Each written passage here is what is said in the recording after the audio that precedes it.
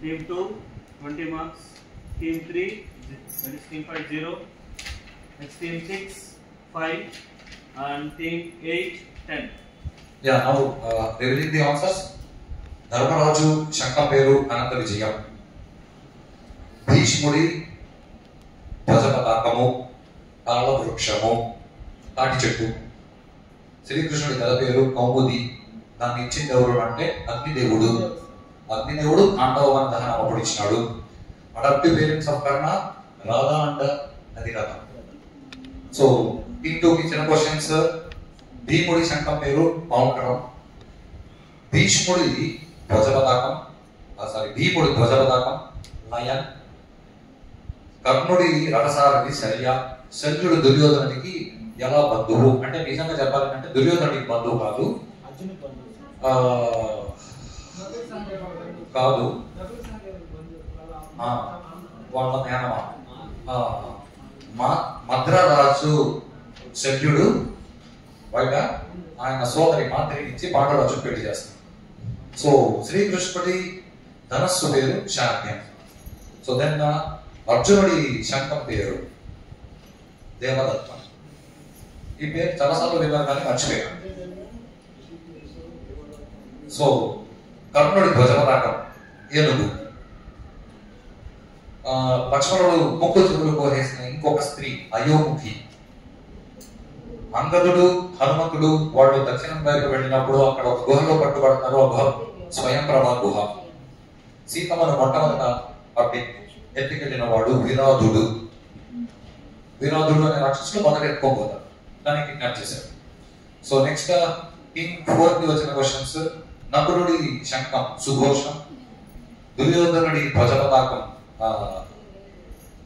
నల్ల తాచు serpent cobra. తన పేరు కలిగిన శత్రువుతో చనిపోయిన వాడు చిత్రాంగదుడు. చిత్రాంగదుడు వీళ్ళ తండ్రి లాగా పినతండ్రి లెక్కన వస్తాడు. ఎవరు? ధృతరాష్ట్రుడు వాళ్ళ పినతండ్రి. శ్రీరాముడిని సుగ్రీవుడి వైపు వెళ్ళమని గైడెన్స్ ఇచ్చినది కబంధుడు. కర్ణుడు ఎన్నిసార్లు యుద్ధంలో ఓడిపోయినాడంటే అర్జునుడితో 3 సార్లు ఓడిపోయినాడు. రాజసీయ యాగం సమయంలో ఓడిపోయినాడు. ఉత్తర గోగ్రహణంలో ఓడిపోయినాడు. భీముడి చేతిలో ఓడిపోయినాడు. గంధర్వరాజుల చేతిలో ఓడిపోయినాడు. అభిమన్యుడి చేతిలో కూడా కర్ణుడు ఓడిపోయినాడు. ఇలా దాదాపుగా మొత్తం మీద కర్ణుడు మహాభారతంలో 16 సార్లు కంటే ఎక్కువ సార్లు ఓడిపోయినాడు. కర్ణుడు అంత గొప్ప వీరుడు. ఓకే, కోపంగా ఉన్నప్పుడు కోపంగా పని చేసుకుంటూ వీరత్వం వచ్చినాయి కానీ మామూలుగా యుద్ధంలో అంత గొప్ప వీరుడు ఎక్కువ. రైట్. సో టీమ్ 5 కి వచ్చిన క్వశ్చన్స్. సహదేవుడి శంఖం పేరు మణిపుష్పకం. ద్రోణాచార్యుడి ధ్వజపతాకం కమండలం అని అంటారు కానీ కుండ. ఆయన కుంభ సంభవుడు కాబట్టి కుంభం ఉంటుంది. ద్రోణాచార్యుడి భార్య పేరు కురుపి.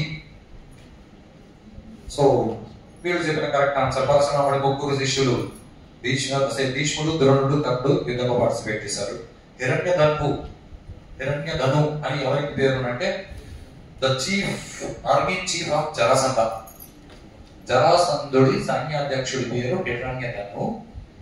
ఇంకా బాగా సులభంగా గుర్తుపెట్టుకోవాలి అంటే హిరణ్యధను ఏకలవ్యుడి తండ్రి. అంటే ఏకలవ్యుడు పాపం గిరిజనుడు, అడవిలో ఉండేవాడు. అఫ్ కోర్స్ వీళ్ళంతా అడవిలో ఉండేవాడే గిరిజనుడు కాదని నేను అనట్లేదు. పాపం పేదవాడు కాదు, సేనా నాయకుడి కొడుకు బయట. సో ఏకలవ్యుడు తను పరిశీలించుకుని అలంగించుకుంటాడు. నేను హిరణ్యధను పుత్రుడిని, జరాసంధుడి సైన్యాధ్యక్షుడి పుత్రుడిని. రైట్. దెన్